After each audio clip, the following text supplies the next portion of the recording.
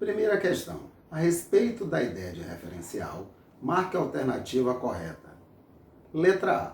O Sol, por ter uma massa correspondente a 98% de toda a massa do Sistema Solar, deve ser sempre considerado o referencial para quaisquer fenômenos. Falso. Como eu tinha discutido na aula teórica, qualquer corpo pode ser tomado como referencial. Não existe um referencial privilegiado.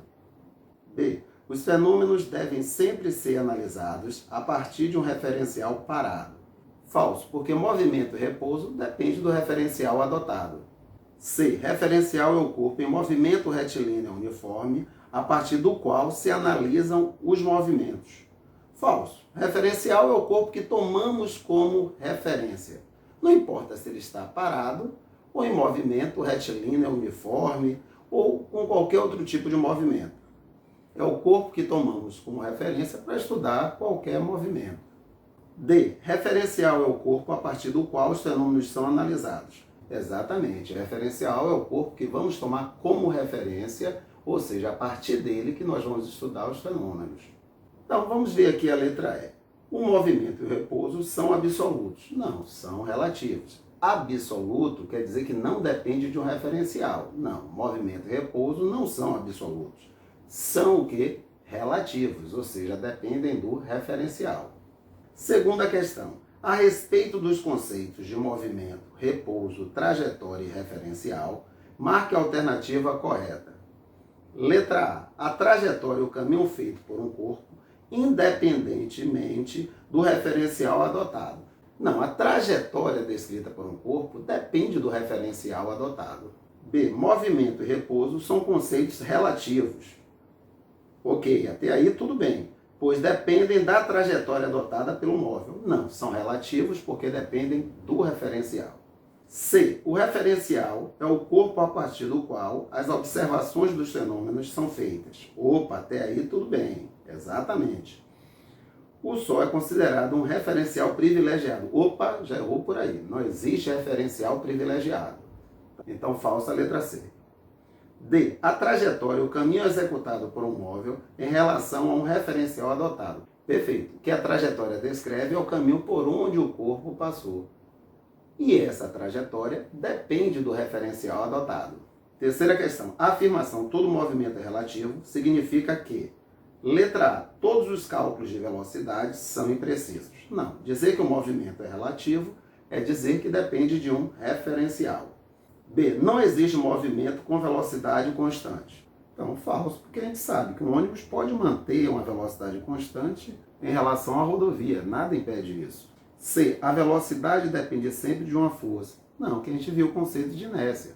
Um corpo ele pode manter a sua velocidade por inércia. D. A velocidade depende sempre de uma aceleração. Aceleração, aqui na física, não significa que a pessoa está pisando no acelerador. Aceleração significa que a velocidade do corpo está mudando. Então, essa afirmação é falsa. O corpo pode estar em movimento sem estar mudando a sua velocidade, ou seja, sem estar apresentando uma aceleração, ou seja, uma mudança de velocidade. A descrição de qualquer movimento requer um referencial. Exatamente. Dizer que todo movimento é relativo é dizer que, para estudar o movimento de um corpo, nós precisamos definir um referencial. Quarta questão. Leia com atenção a tira da Turma da Mônica, mostrada a seguir, e analise as afirmativas que se seguem, considerando os princípios da mecânica clássica. Então vamos analisar a tirinha. No primeiro quadro temos o quê? Temos Cascão andando de skate. Ou seja, o skate está em movimento em relação ao chão, porém Cascão está parado em relação ao skate, uma vez que ele não está se aproximando nem se afastando do skate. Então, olhando com cuidado, Cascão está em movimento junto com o skate em relação ao amigo Cebolinha que está parado em relação ao solo. E no próximo quadro, o que é que Cascão diz? Mas eu estou parado, quem está andando é o skate. Quer dizer, na realidade, em relação ao skate, ele realmente está parado. Porém, em relação a Cebolinha, ele está em movimento. Então, como nós já sabemos, o movimento é relativo. Realmente, em relação ao skate, Cascão está parado. Mas em relação à Cebolinha, tanto o skate quanto o Cascão estão em movimento. Então vamos às afirmações. Primeira afirmação, Cascão encontra-se em movimento em relação ao skate. Opa, em relação ao skate, Cascão está parado. Ele está sobre o skate, ele não está se afastando nem se aproximando do skate. Então, em relação ao skate, ele está parado. Então, falsa a primeira afirmação. Segunda afirmação, Cascão encontra-se em repouso em relação ao skate. Ótimo, exatamente. Mas em movimento em relação ao amigo Cebolinha. Perfeito.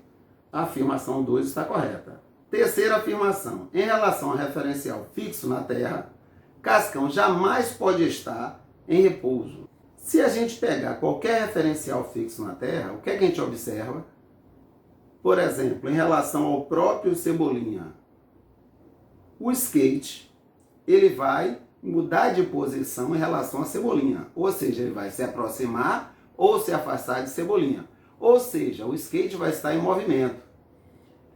Mas Cascão está com um movimento solidário ao skate. Ou seja, ele está sobre o skate. Então, se o skate está em movimento, Cascão também vai estar em movimento. Vai estar em movimento em relação a qualquer referencial fixo em relação à Terra. Logo estão corretas as afirmações 2 e 3. Então, a resposta certa é a letra D. Quinta questão. Um móvel parte do quilômetro 50 indo até o quilômetro 60. De onde, mudando o sentido do movimento, vai até o quilômetro 32.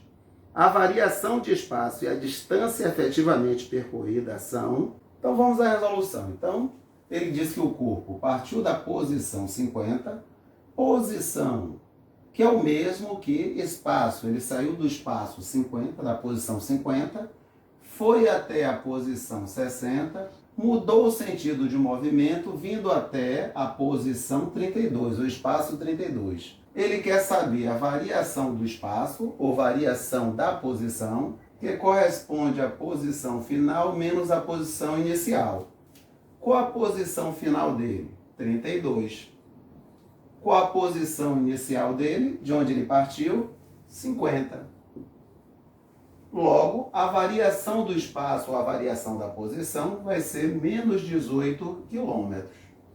E ele quer saber também o espaço percorrido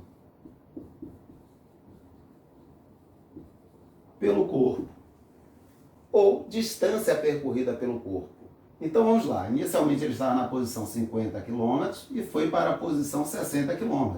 Então ele andou 10 km.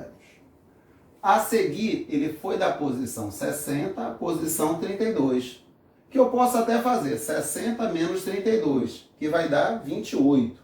Ou seja, ele andou efetivamente aqui 28 quilômetros. Então, mais 28.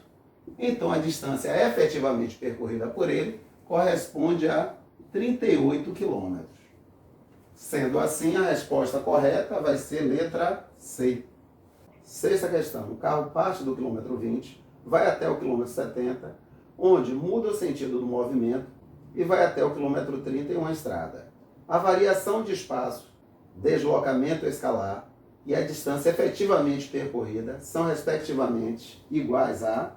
Então vamos à resolução. Quer dizer que o corpo estava na posição 20, andou até a posição 70, mudou o sentido do movimento e retornou para a posição 30. E ele quer a variação da posição, ou a variação do espaço. Basicamente é o que? A posição final menos a posição inicial. Ou, se preferir, o espaço final menos o espaço inicial. E aí, qual a posição final dele? 30. Qual a posição inicial dele? 20 km. Consequentemente, a variação da posição corresponde a 10 km. Variação da posição que corresponde também ao que nós chamamos de deslocamento escalar. Então, deslocamento escalar, 10 km. Porém, o espaço percorrido, que também é conhecido como distância percorrida, é quanto ele andou realmente. Se ele foi da posição 20 à posição 70, ele andou quanto? 70 menos 20. Ele andou 50 km. Depois ele andou da posição 70 à posição 30. Que é o mesmo que tem andado da posição 30 à posição 70. Ou seja, se ele tivesse andado da posição 30 à posição 70, ele teria andado quanto? 70 menos 30, que dá 40. E daí, isso quer dizer que ele andou aqui, 40 quilômetros. Sendo assim, a distância efetivamente percorrida por esse corpo foi de 90 km.